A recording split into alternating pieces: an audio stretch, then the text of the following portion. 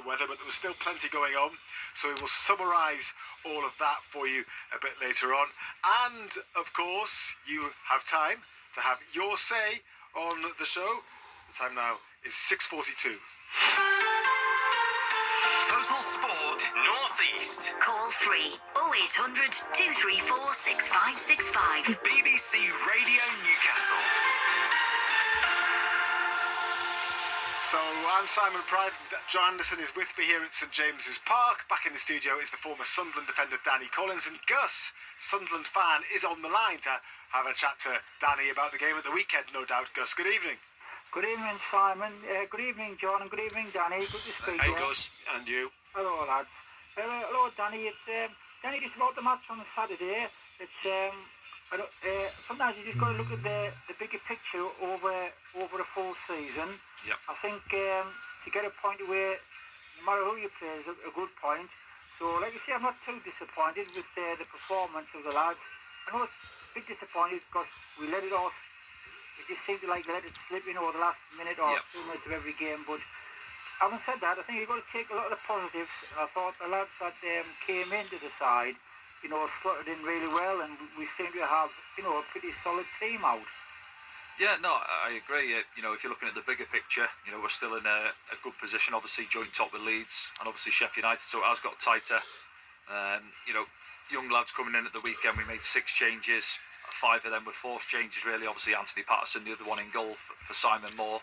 And then, as you mentioned there, I thought especially first half, some of the younger boys done well. Tommy was involved heavily down the left, had some good runs at the full-back, and same with Mayenda on the opposite side as well, so that they'll have gained confidence from that. But just as I said earlier on, though, Gus, the concern for me, and I think a lot of fans would agree, is just the manner in which we're coming out after the break and tending to sitting off teams too much for me and inviting pressure on.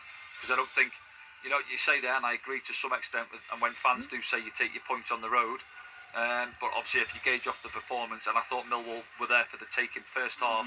Yes, they've had some good results recently at home, but they were awful for me.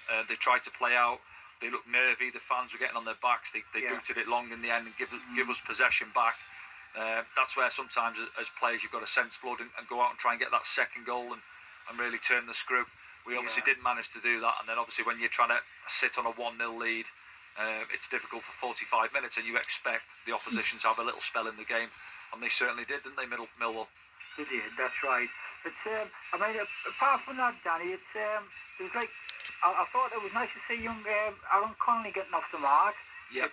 I'm just hoping that he's going to be okay for tomorrow. I don't know what the situation is, but like you say, I thought down the left with I thought Alexis and Alici and Tom Watson combined really well on the left-hand side.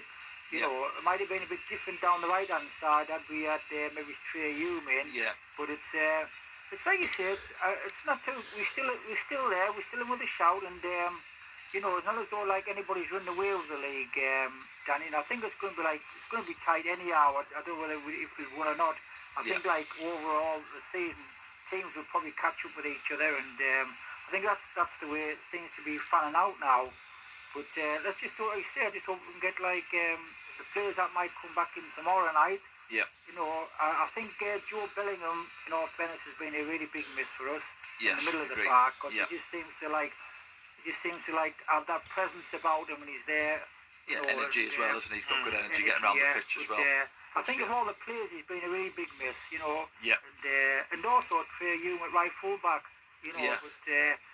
But anyway, we're going to keep positive, Danny, and let's hope the lads can get a point or get 3 points tomorrow night against West Bromwich.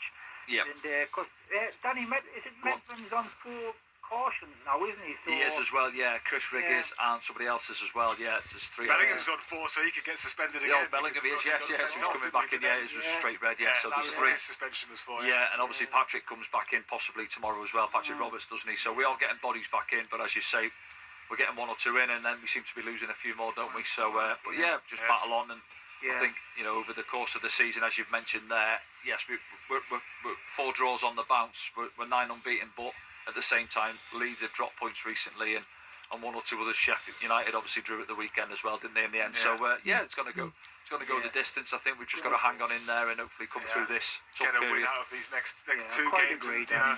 a win and a draw maybe, and that would be 5 points from those 3 games. Yeah, which it I doesn't think look a bad week. people would be pretty happy with. Okay, Gus, thank you very Cheers, much Gus. indeed for your call. Here's the number to call. We'd love to hear from you as well. If you've got a moment, pick up the phone and dial 0800 234 6565. Sunderland fans, were you happy with that point at Millwall despite the fact that they conceded so late in the game? Give us your thoughts on individual performances in that match as well. Aaron Connolly with his first goal for the club, but what did you make of his overall contribution?